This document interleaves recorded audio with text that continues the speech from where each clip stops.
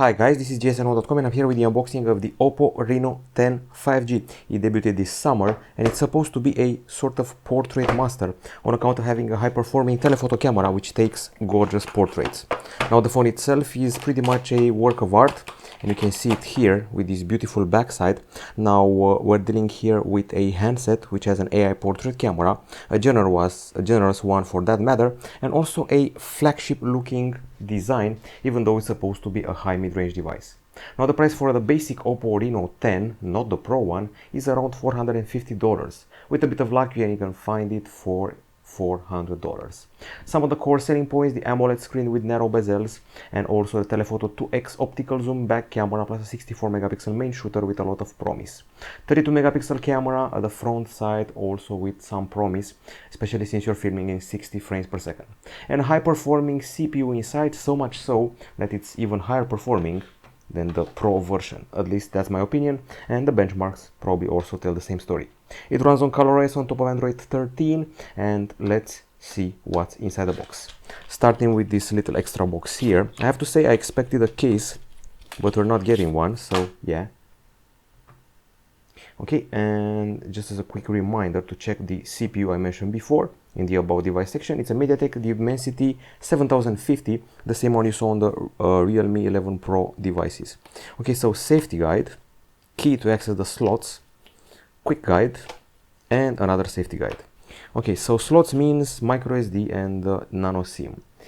Inside the box as well sits a Super VOOC charger with a Super VOOC technology, 67 watts charging. Nowadays it's a rarity to get chargers. Here we have the cable from USB-C to USB-A, and we're pretty much done with the actual unboxing of the handset. Now this gorgeous backside is not the only version. You can call it purple, it's actually a sort of icy blue. There's also a gray one. Now the handset itself, let's talk about it. Obviously there's glass at the front with Asahi glass protection, curved to the sides, and with a very narrow screen to body ratio, around 89%.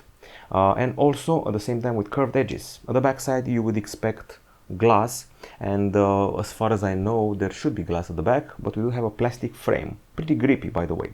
Nice looking camera module, an imposing one, and no, there's no IP certification here. The thickness is 8 millimeters and the weight is 185 grams. I can definitely live with that. So grippy, pretty easy to grab, and quite narrow, so you can do vertical scrolling without a problem. The screen I keep playing with here is, this one is an AMOLED, and we're actually not missing out from the Pro version. It's the same screen. 6.7-inch AMOLED with a Full HD Plus resolution, Asahi glass protection, 120 Hz refresh rate, and HDR10+, plus the promise of, well, a ton of brightness. As I've shown you before, we have a special CPU here, the MediaTek Dimensity 7050 from the Realme 11 Pro series.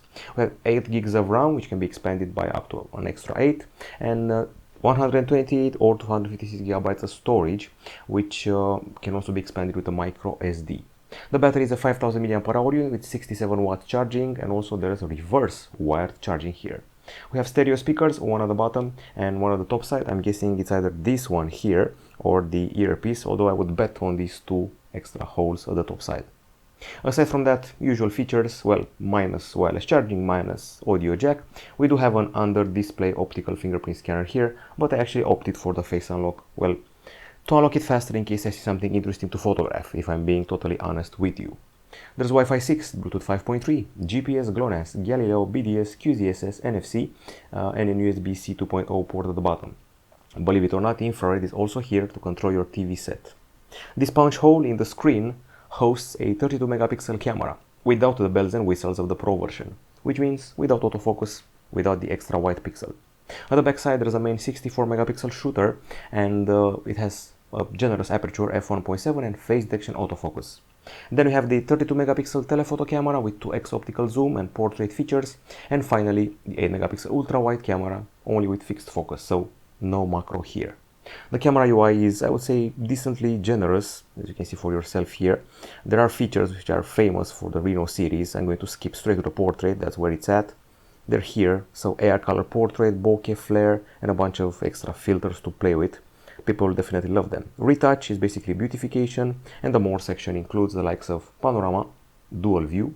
There's also extra HD, which is 64 megapixel shots, time-lapse, text scanner, pro and slow-mo, portrait, photo, and you can take high resolution shots here, an impressive 5x digital zoom, which you're going to see pays off, and video, which is well, stabilized with ultra steady feature, and also a night mode here for good measure. And the night mode, even at this price, has a special tripod mode on. Now the software is familiar. If you've seen an OPPO phone lately, it's ColorOS on top of Android 13.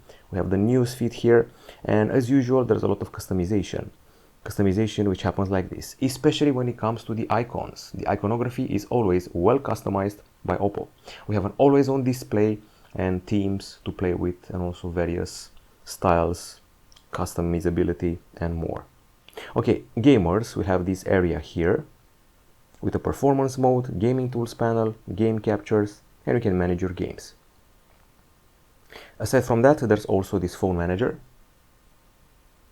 which tweaks your functioning. There's payment protection, there are tools and data usage, quite a few tools by the way, a private safe, and more. Okay, so of course it wouldn't be OPPO if we didn't have a sidebar here for screenshots, screen recording and more, and these are actually floating apps which can complete your multitasking experience. We also have the large folders which you can resize, and the proprietary gallery app, and so much more to discover. TikTok is pre-installed, Spotify is pre-installed, YouTube, there's a note-taking application, there's a pre-installed video player, so they're covering all the bases. Once again, this is the OPPO Reno10, which in some ways feels superior to the Pro version, believe it or not.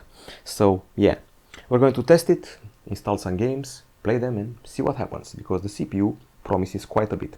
It may even help the camera get an extra kick thanks to the ISP. That's it from us. We'll be back with a full review soon. This is one of the better looking sub $500 mid-range phones. Goodbye.